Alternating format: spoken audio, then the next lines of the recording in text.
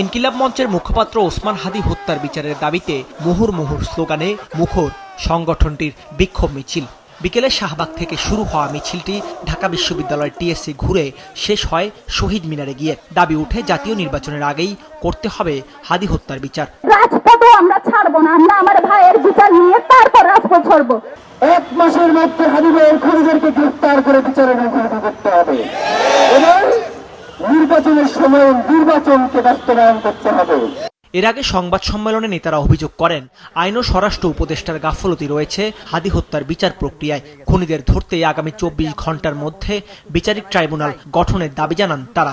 বিভিন্ন গোয়েন্দা সংস্থার যে সর্বোচ্চ যারা ইন্টেলিজেন্স আছে তাদেরকে প্রয়োজনে আপনারা এর সাথে যুক্ত করে একটা দ্রুত বিচারিক ট্রাইব্যুনাল গঠন করেন, এবং যদি আপনারা এটা করতে সক্ষম না হন তাহলে FBI এবং স্কটল্যান্ড ইয়ার্ডের মতো যারা পেশাদার ইন্টেলিজেন্স আছে তাদের সহায়তা নেন। এর পরপরই ভেরিফাইড ফেসবুক পেজে দেয়া এক পোস্টে আইন উপদেষ্টা আসিফ নজরুল জানান, দ্রুত বিচার ট্রাইব্যুনালে হবে হাদি হত্যার বিচার। এদিকে সচিবালয়ের স্বরাষ্ট্র উপদেষ্টা আশ্বাস দিয়েছেন, যে কোনো মূল্যে ওসমান হাদির হত্যার বিচার নিশ্চিত করা হবে। যদি আমাদের কাছে যদি ওইরকম নিউজটা থাকতো তাহলে তো ধরে ফেলতাম। এমন কোথায় আছে, এই জন্য দেশেও থাকতে পারে বাইরেও থাকতে পারে, বাট আমরা একজাক্ট লোকেশন যদি জানতে পারতাম তো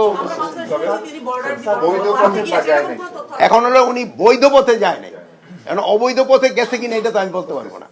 অন্যদিকে দুপুরে সাংবাদিকদের ডিএমপি কর্তৃপক্ষ জানায়, হাদির মৃত্যুর খবরে উত্তেজিত জনতা দুটি গণমাধ্যমে হামলা ভাঙচুর ও আগুন দেওয়ার সময় হতাহতের ঘটনা এড়াতে পুলিশ যথাযথ ব্যবস্থা নিতে পারেনি। আমরা যদি ওখানে অ্যাকশনে যেতাম তাহলে গুলি হইতো, 2-4 জন মারা যেত।